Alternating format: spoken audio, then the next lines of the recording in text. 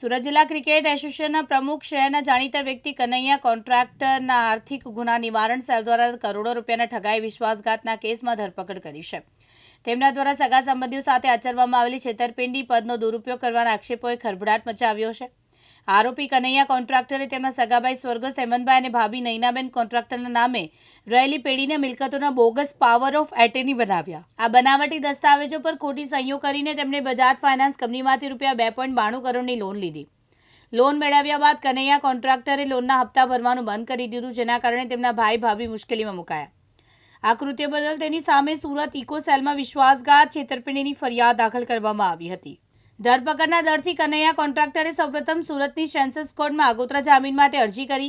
જો કે મૂળ ફરિયાદી તરફે વકીલ માનવી પટેલની ધારદાર દલીલો, સરકારી વકીલી રજૂઆતોને ધ્યાનમાં રાખીને કોર્ટે તેમની જામીન અરજી નામંજૂર કરી.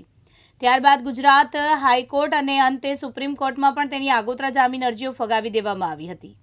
अक्टूबर 2024 में इकोनॉमिक ऑफेंसेस विंग ने एक एफआईआर दाखिल करवाई थी.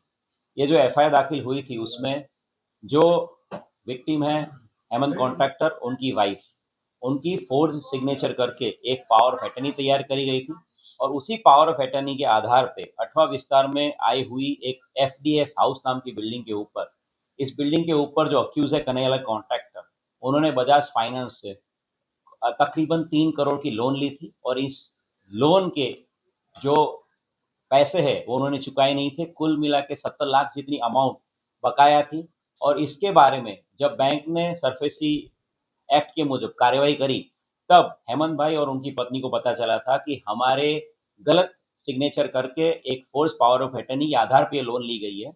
इकोनॉमिक ऑफेंसेस विंग ने इस बनाव के अनुलक्ष्य में एक एफआईआर आईपीसी की धाराएं 406, 420, 465, 467, 468, 471 के मुताबिक दाखिल की थी और इस गुना में अक्यूज कन्हैया कॉन्ट्रैक्टर इन्होंने हाईकोर्ट में पहले बेल एप्लीकेशन करी थी, जहां से उनकी बेल रिजेक्ट हुई थी और उसके बाद सुप्रीम कोर्ट ने टेम्पररी उनके अरेस्ट के ऊपर रोक लगाई थी. लेकिन रिसेंटली सुप्रीम कोर्ट ने उनकी जो भी एंटिसिपेटरी बेल और जो भी उनको जो राहत दी गई थी वो सारी पिटीशन उनकी डिस्पोज हो गई है और उनके अरेस्ट के लिए आज अर्ली मॉर्निंग इंस्पेक्टर हड़िया और उनकी टीम ने उनको फॉर्मली अरेस्ट किया गया है.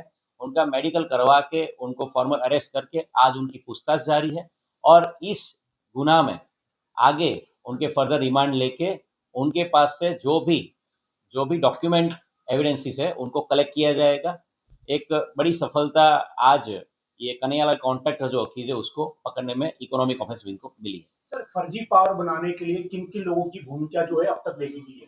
अब तक जो अक्यूज है उसकी मेन भूमिका है और आगे पावर ऑफ अटर्नी तैयार करने में इनको किन किन लोगों ने मदद करी है उसके बारे में भी रिमांड लेके उनकी पूछताछ करी जाएगी.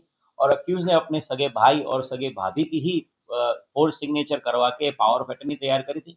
पर बजाज फाइनेंस में जब ये लोन की रिकवरी के लिए जब इन्होंने कोशिश करी और जब पता चला कि 67 लाख रुपए पेमेंट नहीं हो रहे, तब सरफेस एक्ट के मुताबिक जब ये बजाज फाइनेंस वालों ने जो एफडीएस हाउस जो है बिल्डिंग उसको कब्जा करने के लिए जब गए, तब ये जो बिल्डिंग के जो सहमालिक है ये हेमंत भाई और उनकी बीवी, उनको पता चला था कि ये गलत पावर ऑफ अटर्नी के आधार पे इसके ऊपर मॉर्गेज डाल दिया गया है और तब जाके पूरा वाकया इकोनॉमिक ऑफेंस विंग के ध्यान में आया था और इसमें एफआईआर दाखिल करी गई. इसके पहले कोई और गिरफ्तारी हो चुकी है सर?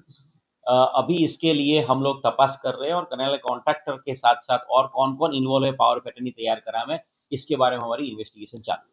यासीन दारा, दिव्यांग न्यूज, सूरत.